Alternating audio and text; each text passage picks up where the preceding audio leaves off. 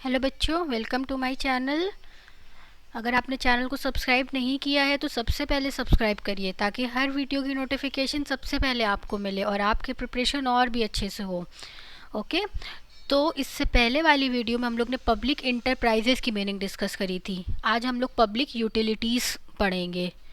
चलिए बताइए, public utilities क्या है। पब्लिक यूटिलिटीज़ जो होती है ये स्पेशल टाइप की बिजनेस अंडरटेकिंग्स होती है जो इंगेज होती है supply of essential public services in limited market area on a monopolistic basis. क्या मतलब हुआ इसका? पब्लिक यूटिलिटीज़ जो है ये एक स्पेशल टाइप की बिजनेस अंडरटेकिंग्स है। जैसे मान लीजिए आपको इलेक्ट्रिसिटी मिल रही है, ठीक, वाटर मिल रहा है, कम्युनिकेशन की फैसिलिटीज़ मिल रही है। तो जो एसेंशियल सर्विसेज प्रोवाइडर होते हैं उन्हीं को हम लोग क्या कह देते हैं? पब्लिक यूटिलिटीज़ कहते हैं। और ये स्पेशल टाइप की बिजनेस ऑर्गेनाइजेशन होती है जो हमें सर्विस प्रोवाइड करती है। और यही लिखा भी हुआ है, यहाँ से लेके यहाँ तक इसकी मीनिंग याद कर लीजिएगा, ऑन अ मोनोपोलिस्टिक बेसिस तक। ठीक, उसके आगे देखिए क्या लिखा है। Public utility concern supply electricity, gas, water, communication and transport services और product which are absolutely indispensable for the community. मतलब ऐसे प्रोडक्ट सप्लाई करती है जो कम्युनिटी जो है सेपरेट नहीं कर सकती, अलग नहीं कर सकती, कि कम्युनिटी बिना इन सर्विस के क्या रह सकती है। आप खुद सोच के बताइए कि ये सेपरेट हो सकता है कम्युनिटी से? कम्युनिटी है, लोग रह रहे हैं और उनको जो ये एसेंशियल सर्विसेज ना मिले तब भी ये सेटिस्फैक्ट्री रहेंगे? नहीं रह पाएंगे। तो वही कह रही है कि इनडिस्पेंसिबल है, मतलब अलग नहीं कर सकते ये सर्विसेज को कम्युनिटी से। अगर कम्युनिटी है तो सर्विसेज भी होना मस्ट है।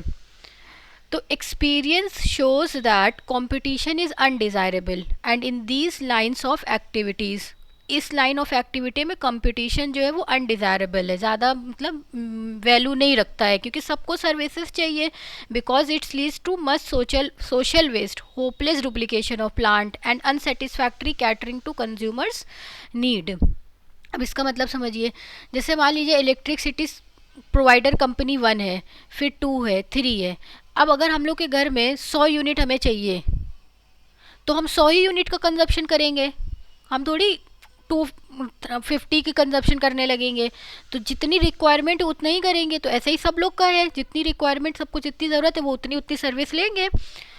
अगर एक कंपनी चली तो ये और ये कंपनी से थोड़ी कोई लेने वाला है। तो अगर ये बी और सी कंपनी बन गई तो ये तो वेस्ट हो गई ना कम्युनिटी के लिए। तो वेस्ट करने से अच्छा है कि बनाओ ही नहीं, मत बनाओ, ये डुप्लीकेशन इनका करो ही मत। तो वही कह रहा है यहाँ पर कि experience shows that competition is undesirable in these lines of activity because it's leads to much social waste, hopeless duplication of plant and unsatisfactory catering to consumers need. तो therefore the state allow them to operate as a monopolist और semi monopolistic enterprises.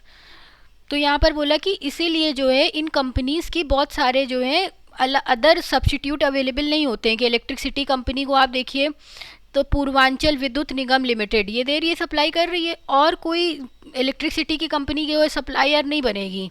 क्योंकि अगर एक जगह से consumption provided हो रहा है, पूरा सेटिस्फैक्शन मिल रहा है कंज्यूमर, तो दूसरी तरफ जाएगा ही नहीं।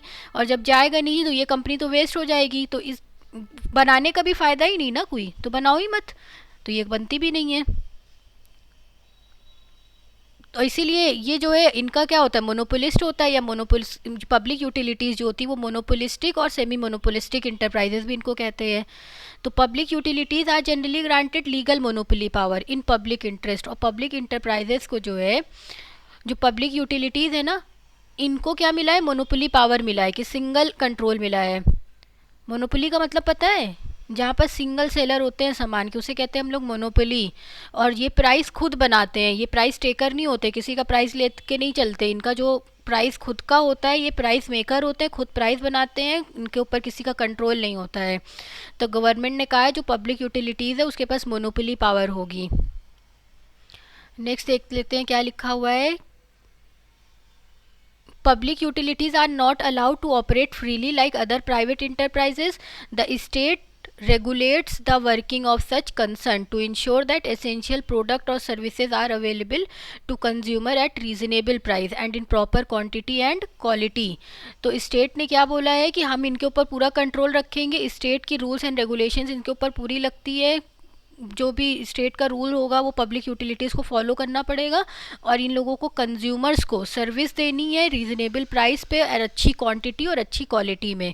और पब्लिक यूटिलिटी में भी डिफाइंड एज एन अंडरटेकिंग, ये क्या होती है, ये एक ऐसी अंडरटेकिंग है जो सप्लाई करती है एसेंशियल सर्विसेज, जो क्या प्रोवाइड करती है, एसेंशियल सर्विसेज प्रोवाइड करती है।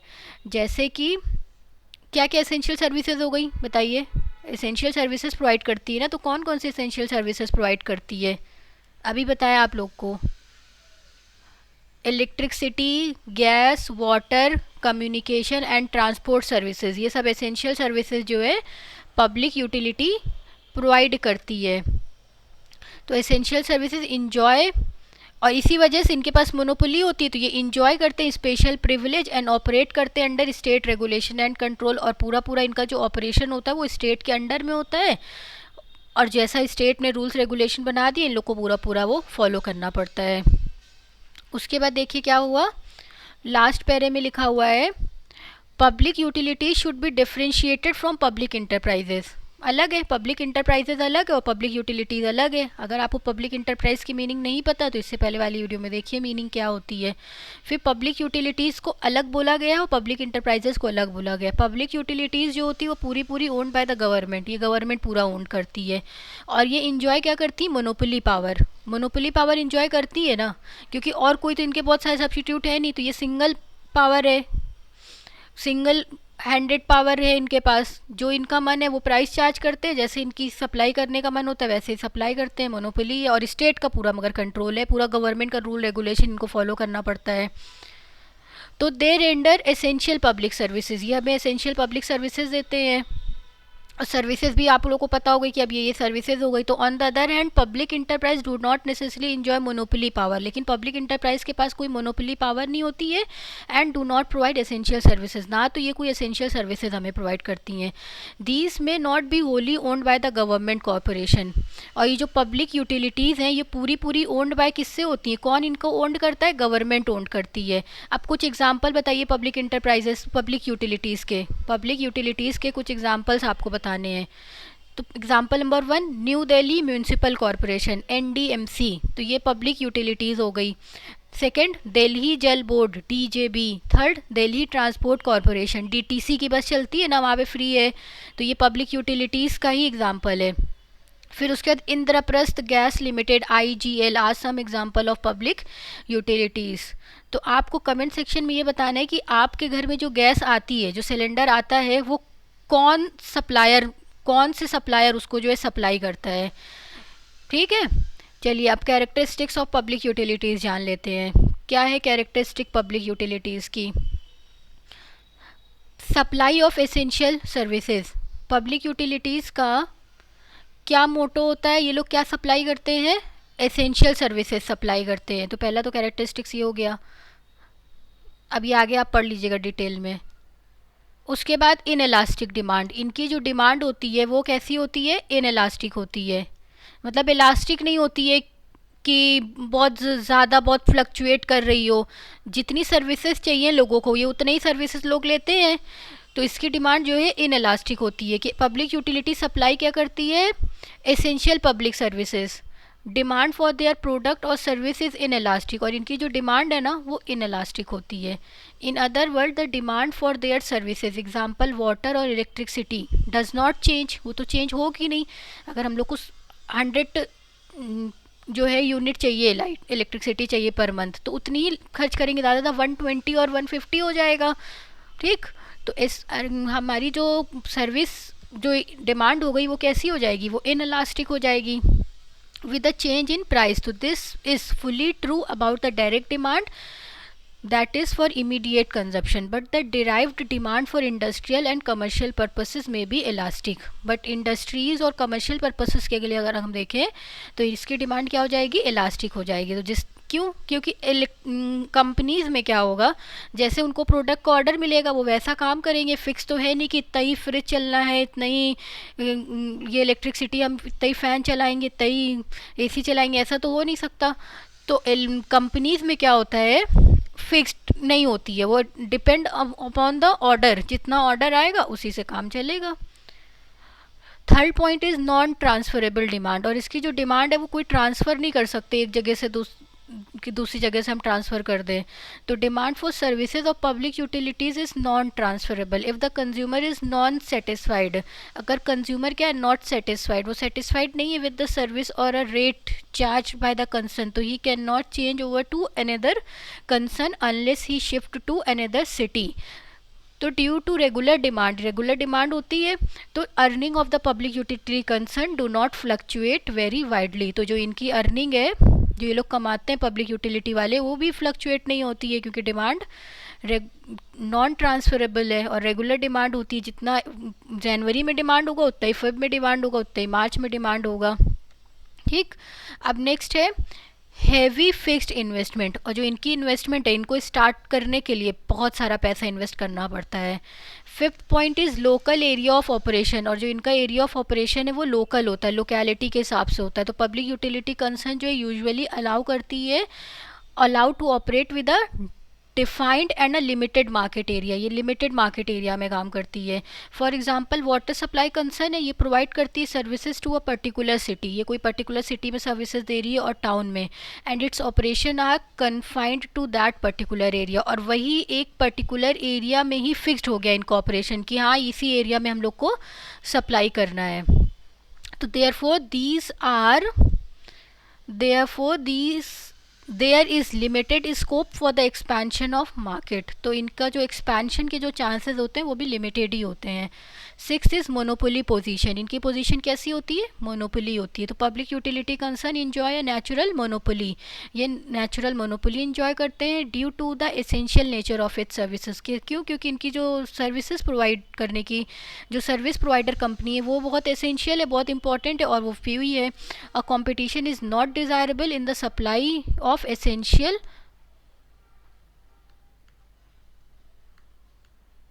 public services, only one concern is allowed to operate in a particular area, और यहाँ पर सिर्फ एक कंसर्न होती है जो एक पर्टिकुलर एरिया में सप्लाई अपनी प्रोवाइड करती है। Seven point is public regulation and control, यहाँ पर गवर्नमेंट का पूरा रूल्स एंड रेगुलेशंस होता है और वो पूरा कंट्रोल करती है।